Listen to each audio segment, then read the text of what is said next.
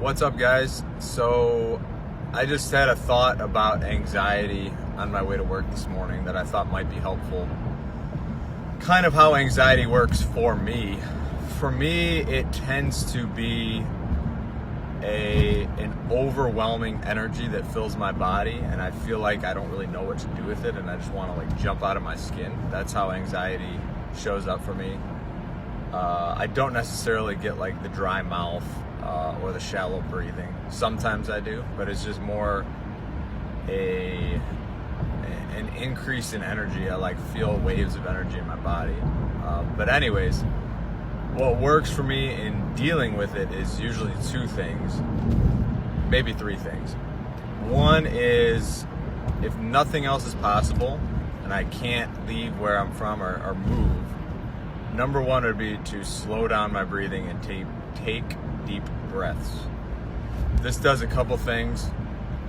First of all, it naturally slows down your thinking and gets you out of your head because you are focused on your normally involuntary body processes like breathing.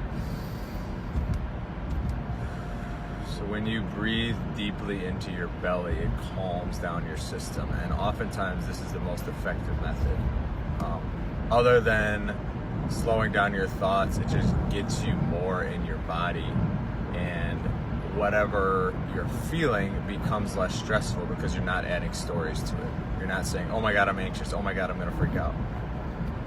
So that's the first way to deal with it and to manage it and to use it is to breathe into it. Because oftentimes, once you do that, you actually feel better than you did before you felt anxiety. So it can be a great tool. Number two would be to find a way to express yourself. I know oftentimes when I feel anxiety, it's because I have a lot of unexpressed thoughts in my head that I want to share, but for whatever reason I'm having resistance around them. So it could be something I want to tell a coworker, a boss, a roommate, a family member, a friend, or just something I want to speak about on a video like this. If there's something you've been wanting to say but haven't been saying it, it will eat you up inside and you'll have all this excess energy. Especially if you're a very creative person that needs to express themselves, that will start to build up over time. And it could show up in situations like you could be shopping for groceries and you're checking out at the register, and maybe you feel compelled to say something to the cashier, just like, oh, hey, how's your day? Or make a comment just to start a conversation.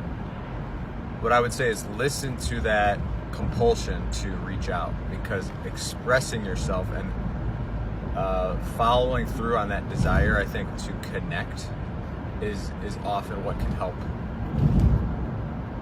pop that bubble of anxiety. And just like with the breathing, oftentimes you feel even better than you did before the anxiety came on. So we said, first of all, you can breathe. Second of all, find a way to express yourself, be it by yourself, like writing, sharing a video, or talking with the people you are with, like fully expressing your feelings. And then number three would be to move. So a lot of times when we have excess energy built up, it's just that.